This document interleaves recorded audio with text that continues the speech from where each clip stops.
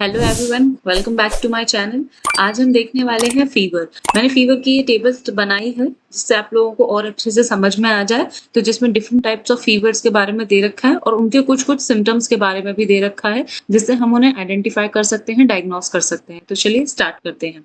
सबसे पहले जो फीवर है, जिसको आयुर्वेद में ज्वर कहा गया है, इसको 2 पार्ट में डिवाइड किया गया है। अभी हम मॉडर्न वाले पार्ट को समझ रहे हैं, हम आयुर्वेद वाले पार्ट को नहीं समझ रहे हैं, अभी मॉडर्न एस्पेक्ट से चल रहा है। सबसे पहले किया गया है शॉर्ट ड्यूरेशन फीवर और लॉन्ग ड्यूरेशन फीवर। तो हम स्टार्ट करते हैं पहले लॉन्ग ड्यूरेशन फीवर से कि लॉन्ग ड्यूरेशन में क्या होता है। अब यहाँ पे क्या दिया गया है, एब्डोमिनल पेन, रोज स्पॉट्स और ब्रैकिकार्डिया यानी कि हार्ट बीट का कम हो जाना, पेट में दर्द होना और रोज स्पॉट्स रेडिश कलर के आपको स्पॉट्स दिखाई देंगे बॉडी में। वो किस फीवर में दिखाई देते हैं, जब आपको टाइफाइड होता है तब। टाइफाइड को हम आंतरिक फीवर भी कहते हैं, जो कि आयुर्वेद में बोला जाता है इसको। कई बार ये ऐसे एमसीक्यूज में भी आता है कि आंतरिक फीवर किसको कहा जाता है, किस ज्वर को कहा जाता है। तो टाइफाइड फीवर को कहा जाता है आंतरिक फीवर। जब भी टाइफाइड का फीवर होगा तो आपके पेट में दर्द होगा, एब्डोमिनल पेन, रोज स्पॉट्स, बॉडी पे ऐसे रेड स्पॉट्स आ जाएंगे छोटे छोटे से रेडिश कलर के, रोज कलर के। ब्रैकिकार्डिया यानी कि हार्ट बीट का, हार्ट रेट का आपका कम हो जाना, स्लो हो जाना, वो ये लॉन्ग ड्यूरेशन फीवर में है। ओके, अब सेकंड देखते हैं हमारे जो मेनिंजाइटिस और प्रोजेक्टाइल वॉमिटिंग, उसमें क्या होता है, ये कंडीशन में क्या होता है, हमारे सिम्टम्स क्या दिखेंगे, हेडेक होगा, वॉमिट होगा और नेक में स्टिफनेस होगी। यानी कि नेक में थोड़ा सा ऐसे अकड़ गई है, जकड़ गई है नेक, बोला जाता है ना, वो होगा कि आपको टर्न करने में थोड़ा सा पेन होगा, सिर में दर्द होगा, वॉमिट आएगी आपको बार बार। और वॉमिट आएगी तो वो कैसी आएगी, यहाँ पे दिया गया है प्रोजेक्टाइल वॉमिटिंग, यानी कि इस तरीके से। प्रोजेक्टाइल मोशन आपने पढ़ा होगा फिजिक्स में, इस तरीके से वॉमिट आएगी, ऐसे निकलती हुई धार की फॉर्म में वॉमिट आएगी, इसको बोलते हैं प्रोजेक्टाइल वॉमिटिंग। ये किसमें होता है, मेनिंजाइटिस। मेनिंजाइटिस यानी कि मतलब आपके ब्रेन की जो लेयर्स होती है ना, ड्यूरामीटर, आर्किनॉइड, पायोमीटर, जब उनमें स्वेलिंग आ जाती है, ये इन्फ्लेमेशन हो जाता है, उसके कारण ये होता है, इस टाइप का फीवर दिखाई देता है, जिसको हम मेनिंजाइटिस कहते हैं। अब नेक्स्ट देखते हैं वॉल्व्यूलर लेजन्स, पटेचिया, क्लबिंग, पाल्पेबल स्प्लीन। अब यहाँ पे क्या होता है, वॉल्वुलर लीजन क्या होता है, ये हार्ट में होता है बेसिकली। जो वॉल्व्स होते हैं आपके ट्राइकस्पिड बाइकस्पिड वॉल्व्स, उनमें कोई डिफिकल्टी आ रही है, उनमें कोई इन्फ्लेमेशन हो गया है, या फिर थोड़ा उनमें मसल्स जो है वो लूज हो गई है, इतना फंक्शनल नहीं रही है, तो उसको हम बोलते हैं वॉल्वुलर लेजन। जब वो वॉल्व्स ढंग से काम नहीं कर पा रही है, ना ओपन कर पा रही है, ना क्लोज कर पा रही है वॉल्व्स को, और जो ब्लड फ्लो है उसमें है ना प्रॉब्लम क्रिएट हो रही है, तब उसको बोलते हैं, तब ये सिम्टम्स दिखाई देते हैं। साथ ही साथ में यहाँ पे पटेचिया क्या होता है, पटेचिया होते हैं हमारे रेडिश ब्राउनिश पर्पलिश टाइप के स्पॉट्स हो जाते हैं बॉडी पे, उसको हम बोलते हैं पटेचिया।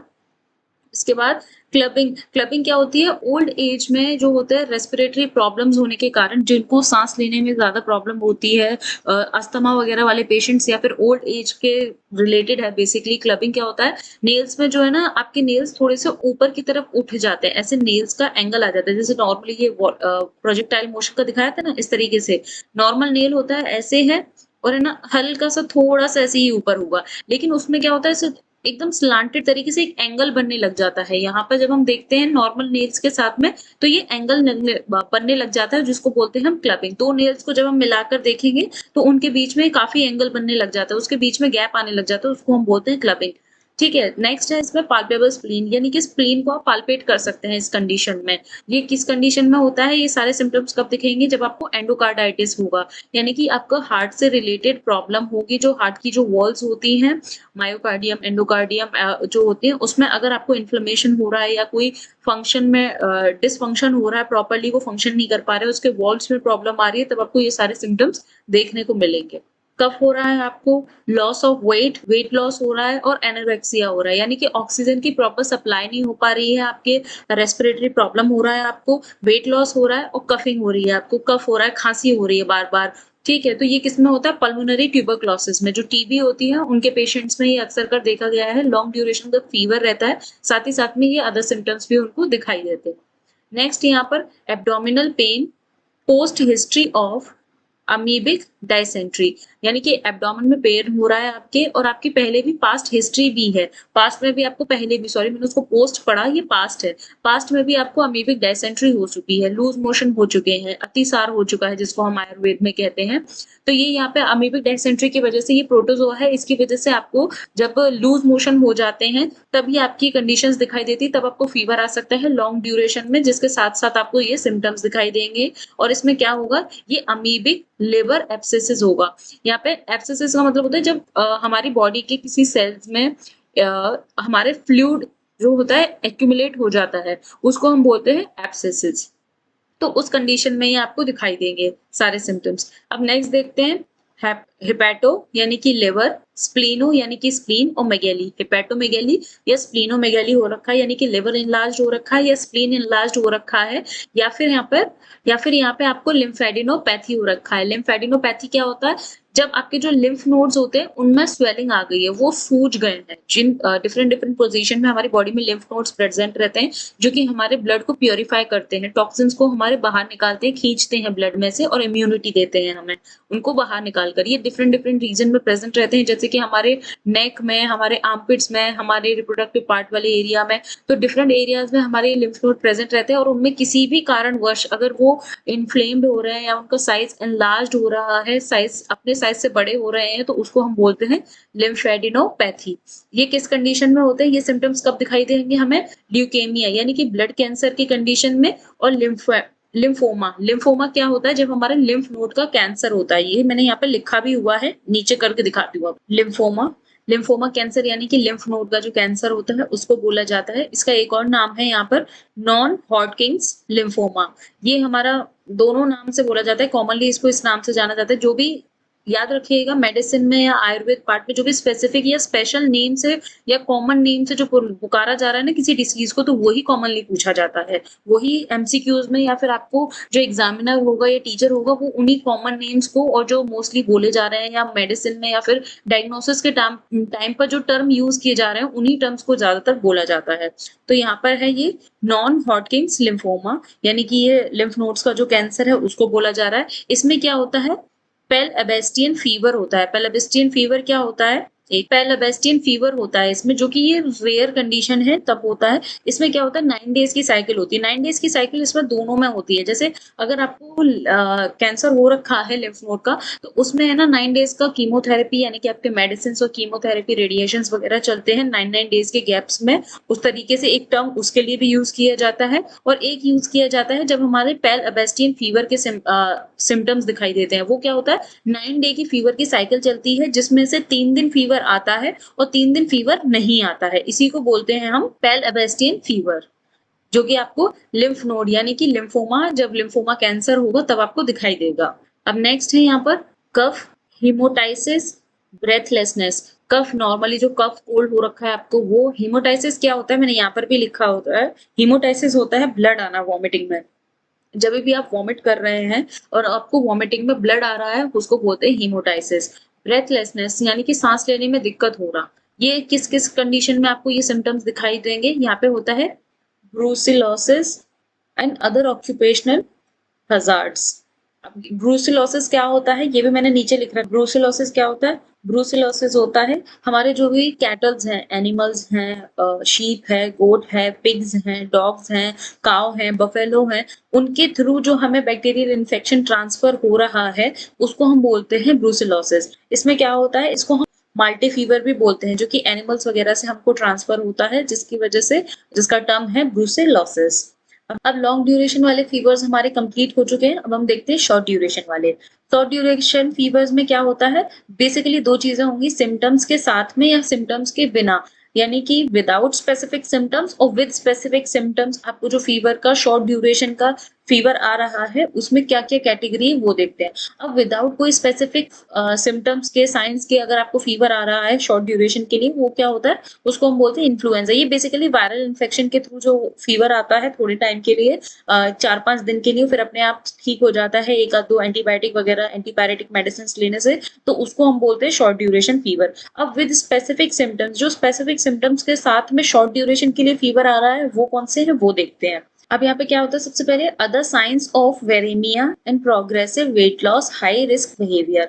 अब अदर साइंस ऑफ वेरेमिया क्या होता है? वेरेमिया होता है, यहाँ पे मैंने लिख भी रखा है, जो वायरस है वो आपके ब्लड स्ट्रीम में एंटर कर चुका है, उस टर्म को हम बोलते हैं वेरेमिया।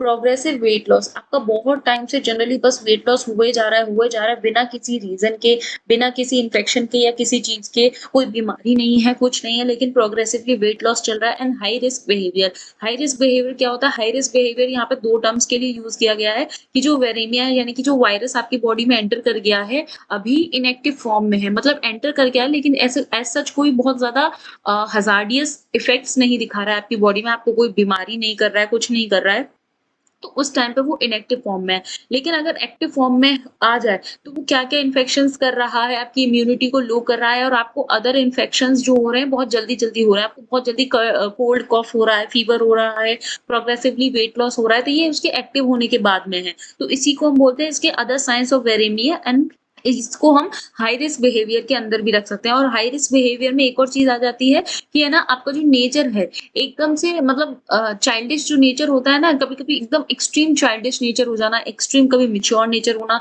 कभी बहुत ज़्यादा इरिटेटेड, फटीग, परेशान फील करना, क्योंकि ये सारे इन्फेक्शंस आपको जो इन्वेजन हो रहा है बॉडी के अंदर, तो वो अपना असर दिखा रहे हैं। अब जैसे इसमें दे रखा है एचआईवी का इन्फेक्शन। एचआईवी के इन्फेक्शन में आपने पढ़ रखा होगा कि आपकी बॉडी में बहुत पहले ही एंटर हो जाता है, लेकिन जो उसके इफेक्ट्स हैं यानी कि इफेक्ट्स कैसे, मतलब बॉडी में पड़ा रहता है और आपकी धीरे-धीरे, धीरे-धीरे, धीरे-धीरे आपकी इम्यूनिटी को इतना वीक कर देता है, इतना वीक कर देता है कि एड्स वगैरह वाले पेशेंट्स को अगर आपको कोल्ड कॉफ या फीवर भी हो गया ना कुछ 2-4 दिन के लिए, तो उसी में उनकी डेथ हो जाती है।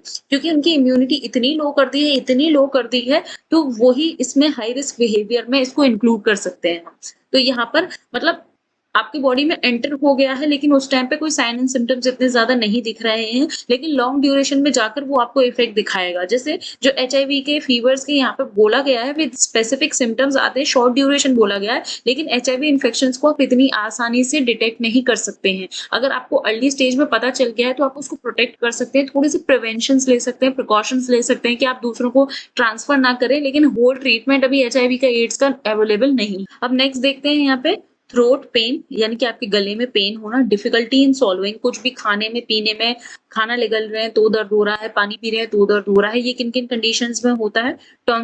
टॉन्सिलाइटिस, यानी कि टॉन्सिल्स आपके इन्फ्लेम्ड हो जाते हैं, सूज जाते हैं, दोनों गले में दर्द होने लग जाता है, उसको बोलते हैं हम टॉन्सिलाइटिस। फेरेंजाइटिस, फेरेंजाइटिस होता है आपकी जो टंग है, टंग आपके फेरिंग्स से जब अटैच होती है, फेरिंग्स वाले पार्ट में जाती है, तो वहां पे आपको रेड स्पॉट्स दिखाई देंगे, इन्फ्लेमेशन हो जाता है, वहां पे स्किन थोड़ी से रैशेज और है ना कट्स हो जाते हैं, जिसकी वजह से थोड़ा सा आपकी नेक में ना आपको टेम्परेचर भी फील होता है सारी चीजों में, क्योंकि ये सारे थ्रोट से ही रिलेटेड है, तो आपको नेक में थोड़ा सा टेम्परेचर भी फील होता है कि ये गर्म है, दिक्कत हो रही है।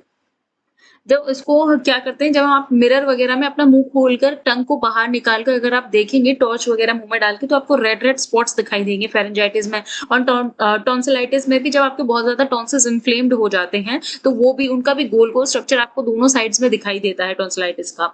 डिप्थेरिया, डिप्थेरिया भी ये माउथ का, थ्रोट का इन्फेक्शन है। जब आपको डिप्थेरिया हो जाता है उसमें भी स्वेलिंग हो जाती है, आपके टॉन्सिल्स में स्वेलिंग्स हो जाएगी, आपको फेरेंजाइटिस ही हो जाएगा। सलाइवा निगलने में, थूकने में, करने में आपको दर्द होगा, खाने पीने में दिक्कत होगी, ब्लीडिंग नोज, ब्लीडिंग नहीं सॉरी, रनिंग नोज होगी, नोज से पानी आना, कफ होना, ये सारी चीजें डिप्थेरिया। अब इन्फेक्शियस मोनोन्यूक्लोसिस, मोनोन्यूक्लोसिस क्या होता है? ये इस वायरस से होता है, हमारे एप्स्टियन बार वायरस से, एप्स्टियन बार वायरस से हमारे होता है इन्फेक्शियस मोनोन्यूक्लियस। इसका दो नाम और हैं, इसको मोनो डिसीज या फिर किसिंग डिसीज भी बोलते हैं, क्योंकि ये है ना जो सलाइवा है, सलाइवा के अंदर इसके वायरसेस प्रेजेंट रहते हैं, और जब आप अपने पार्टनर को किस कर रहे हैं और उसको अगर ये इन्फेक्शन हो रखा है, तो उसके सलाइवा से ये आपको भी हो सकता है, या फिर अगर आपको इन्फेक्शन हो रखा है तो इससे ये ट्रांसफर भी हो सकता है। इसका कॉमन नेम काफी पूछा जाता है, ये किसिंग डिसीज के नाम से बोला जाता है।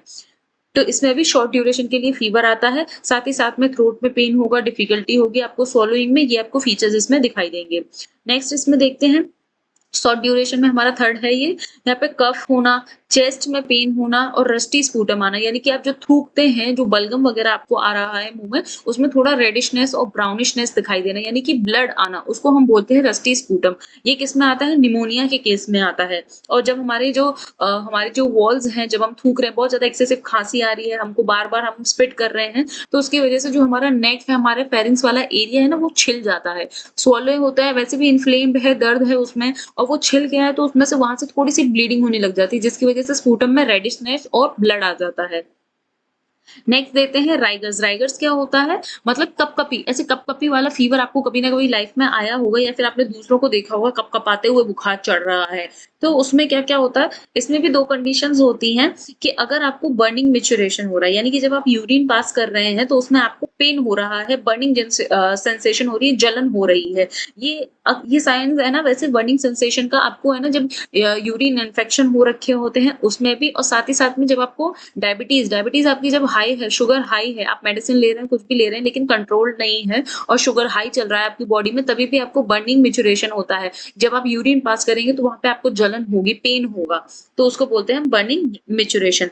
अब इसमें अगर आपको कपकपाहट के साथ में बर्निंग मैच्योरेशन हो रहा है, अगर ये साइन प्रेजेंट है, बर्निंग मैच्योरेशन का प्रेजेंट है, तो क्या होगा? आपको यूटीआई हो सकता है। यूटीआई इन्फेक्शन की वजह से आपको शॉर्ट ड्यूरेशन का फीवर आ रहा है कपकपाहट के साथ। अगर बर्निंग साइन प्रेजेंट नहीं है, एब्सेंट है, तो यहाँ पे 3 कंडीशन होती हैं कि अल्टरनेट डेज़ आपको फीवर आ रहा है, जो कि है मलेरिया का साइन। मलेरिया में 2 दिन के बाद में फीवर आ रहा है या 3 दिन के बाद में फीवर आता है। 2 दिन बाद, 3 दिन बाद फीवर आ रहा है, उसमें मलेरिया में होता है अल्टरनेट डेज़ का जो फीवर आ रहा है। इसके अलावा अगर आपको यहाँ पे लिम्फीडेमा और इसिनोफिल्स बेसिकली क्या होता है? आपके जो व्हाइट ब्लड सेल्स हैं, डब्ल्यूबीसी, उसके अंदर प्रेजेंट रहते हैं different different types of cells, basophils, eosinophils, neutrophils, इस तरीके से। तो इसिनोफिल्स बेसिकली एलर्जी वगैरह जब आपको हो जाती है तो इनका नंबर हाई हो जाता है। ये इम्यून रिस्पॉन्स में अपने आप को बढ़ा लेते हैं, या फिर अगर आपको एलर्जी हो रही है तो ये अपने आप को नंबर को बढ़ा देते हैं। ये इंडिकेट करते हैं आपकी बॉडी में एक तरीके से, जब अगर आप टेस्ट करवाएंगे उस टाइम पे इसिनोफिल हाई आ रहे हैं तो आपको एलर्जी इंडिकेशंस देते हैं बेसिकली। तो उनका हाई हो जाना, या फिर लिम्फीडेमा हो जाना, यानी कि लिम्फ नोड्स में इन्फ्लेमेशन हो जाना, और ना उनका अपने साइज से थोड़ा-सा बड़ा हो जाना, इनलार्ज हो जाना एक्स्ट्रा, या उनमें कोई ना कोई क्लॉट हो रहा है, डिसफंक्शन हो रहा है, प्रॉपर फंक्शनिंग नहीं हो रहा, उसकी वजह से उनका इनलार्ज हो जाना, तो उसको हम बोलते हैं लिम्फीडेमा। अब यहाँ पर ये किस कंडीशन में होता है? फ्लैरिएसिस की कंडीशन में। फ्लैरिएसिस को हम कॉमनली, हमने 12th में पढ़ा भी है, आपने भी पढ़ा होगा सभी लोगों ने।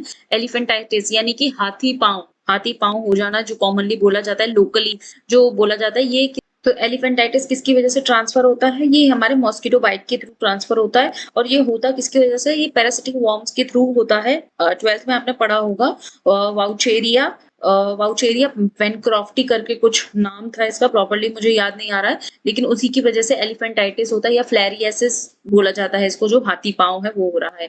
ठीक है, अब नेक्स्ट देखते हैं, ये हमारा बर्निंग मैच्योरेशन के ऊपर हो गया। लास्ट है हमारा शॉर्ट ड्यूरेशन फीवर में रैशेज। रैशेज हो रखे हैं आपको, स्पॉट्स हो रखे हैं, उसमें भी किस किस वजह से हो सकता है? हिस्ट्री ऑफ ड्रग इंजेक्शन या इंजेक्शन, आपने ड्रग इनटेक किया है, आपने कोई ड्रग मेडिसिन खाई है, उसकी वजह से हो सकता है आपको, या फिर उसकी वजह से ना हो, क्योंकि अदर कंडीशन है उसकी वजह से। अगर आपने ड्रग खाया है, उसकी कोई मेडिसिन खाई है, उससे अगर आपको हो रहे हैं रैशेज, तो वो आपको ड्रग एलर्जी आएगी। उस पर्टिकुलर मेडिसिन से आपको एलर्जी है, इस वजह से हुए हैं। अगर आपको कोई, आपने मेडिसिन नहीं खाई है फिर भी हो रहा है, एब्सेंट है, ड्रग आपने नहीं खाया है, तो ये किस वजह से हो सकता है आपको? मिसल्स की वजह से हो सकता है, और चिकन पॉक्स की वजह से हो सकता है। चिकन पॉक्स को ही अक्सर का पहले बोला जाता है ना, माता निकल आई है, रेड रेड स्पॉट्स हो जाते हैं बॉडी में, जो काफी महीने भर तक फीवर चलता है, उसको बोलते हैं चिकन पॉक्स। ये किसकी वजह से होता है? ये भी वायरस की वजह से होता है। ये वायरस का नाम है वेरिसेला सूस्टर वायरस, जिसकी वजह से चिकन पॉक्स होता है। मैंने यहाँ पे ये शॉर्ट पॉइंट्स भी लिख रखे हैं एक्स्ट्रा, इनको भी आप ध्यान रखिएगा, और मैं अभी इसमें से ये रिमूव कर देती हूँ, तो आप इसका फोटो का ना स्क्रीनशॉट भी ले सकते हैं और आप इसको याद रख सकते हैं, मेमोराइज कर सकते हैं, क्योंकि ये बहुत इंपॉर्टेंट है। इन्हीं सिम्टम्स और इन्हीं नाम के बेसिस पे आपसे वाइवा में आपसे एग्जामिनर पूछेगा, और एग्जाम में भी एमसीक्यू फॉर्म में ये आ सकते हैं। और जब आपके पास में आएगा, जब आप आयुर्वेद में और मॉडर्न के पार्ट में दोनों में फीवर कवर करेंगे, मॉडर्न में कवर करेंगे फीवर और आयुर्वेद में कवर करेंगे ज्वर, तो उसमें आपको ये कंबाइन सारी चीजें लिखनी होंगी एक साथ, तो उसमें आपको ये बहुत यूजफुल है। ये रहा, मैंने इसमें से सारे हाइलाइट्स रिमूव कर दिए हैं। अब आप इसका स्क्रीनशॉट ले लीजिए, जिसको अपने फोन में लगा के हमेशा याद कर सकते हैं, कभी भी क्विक रिवीजन कर सकते हैं। And I hope you like the video. If you like the video, please like, share and subscribe to my channel. See you in the next video. Thanks for watching.